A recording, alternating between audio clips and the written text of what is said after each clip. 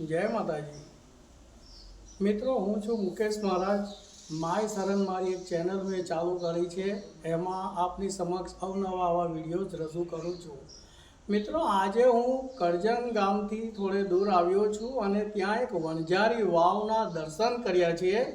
એ દર્શન કરી અને મને મનથી એટલો આનંદિત અનુભવું છું કે હું એના શબ્દ રૂપે આપણને વર્ણન નથી કરી શકતો।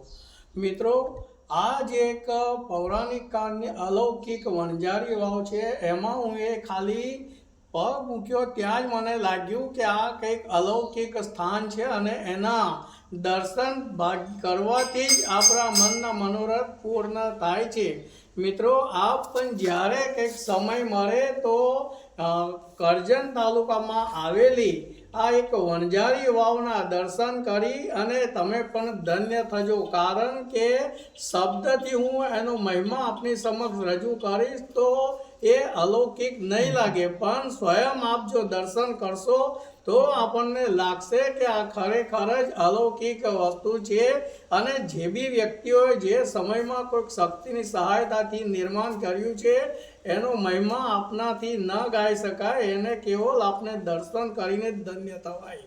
જય માતાજી।